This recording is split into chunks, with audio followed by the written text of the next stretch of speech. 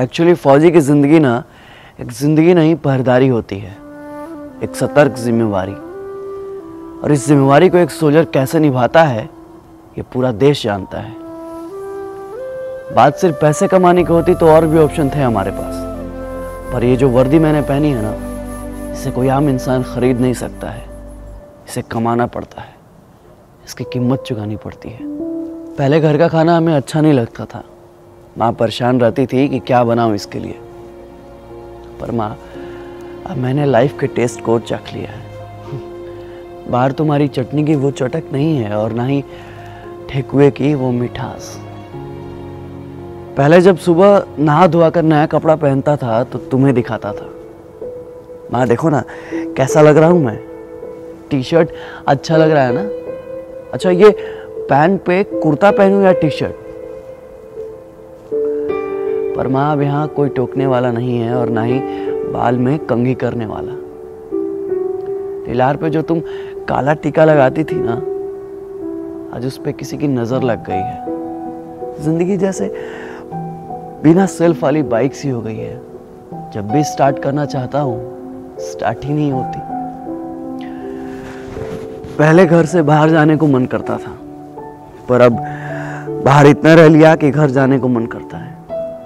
जिन हाथों में गोली डंडे और कंचे हुआ करते थे, आज उन्हीं हाथों ने इन सांस पकड़ रखा है। पहले हमें भी ठंडी लगती थी, 4 बजे भोर में उठने का मन नहीं करता था, मन करता था कि 2 घंटा और सोते रहें। पर अब सब एडजस्ट कर लेते हैं। हम भी उठ जाते हैं मॉर्निंग में, जब सभी अपने मीठे ख्वाबों में सपनों में सोए रहते हैं। शेविंग भी कर लेते हैं ठंडे पानी से, बिना गाल का परवाह किए हुए रगड़ते रहते हैं जिलेट से। माँ आजकल हम वहाँ रहते हैं जहाँ कोई नहीं रहता, कभी -20 डिग्री में तो कभी जंगल में, कभी चाइना के आसपास तो कभी पाकिस्तान के आसपास।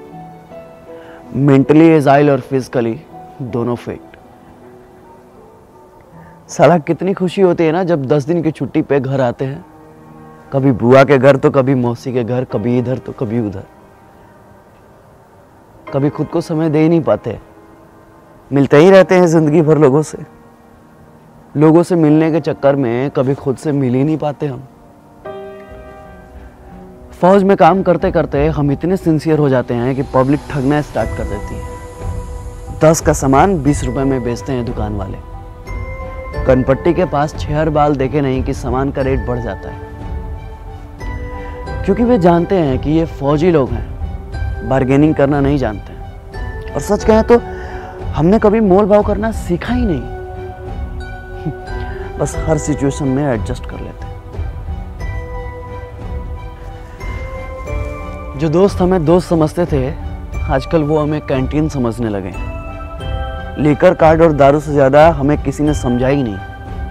एक तो कभी किसी का फोन नहीं आता है, और फोन आता भी है तो सिर्फ ग्रोसरी आइटम के लिए।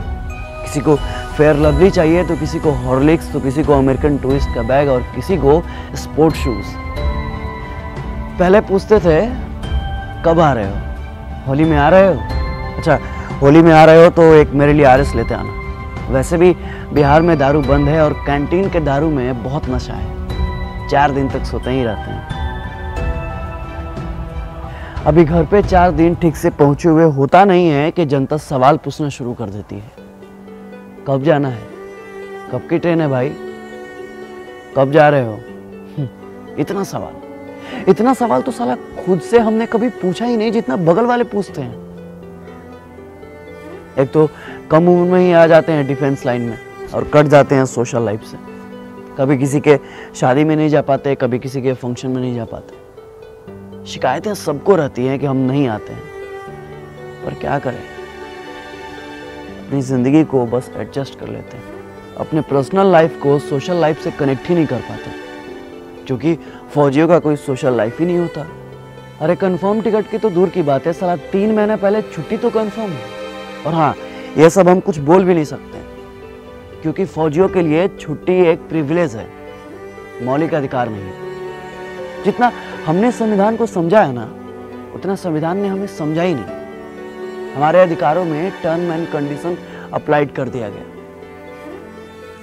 सेना में पॉलिटिक्स नहीं है, लेकिन आजकल सारा पॉलिटिक्स सेना पर ही होता है, क्योंकि घर घर में हॉर्लिक्स से ज्यादा पॉलिटिक्स चलता है।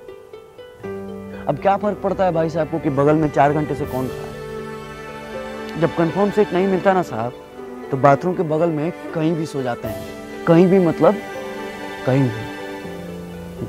ऐसे तो हमने कई बार अपने कंफर्म सीट पे लोगों को जगह दी है, अपने साइड लोअर को मिडिल अपर सेक्शन भी किया।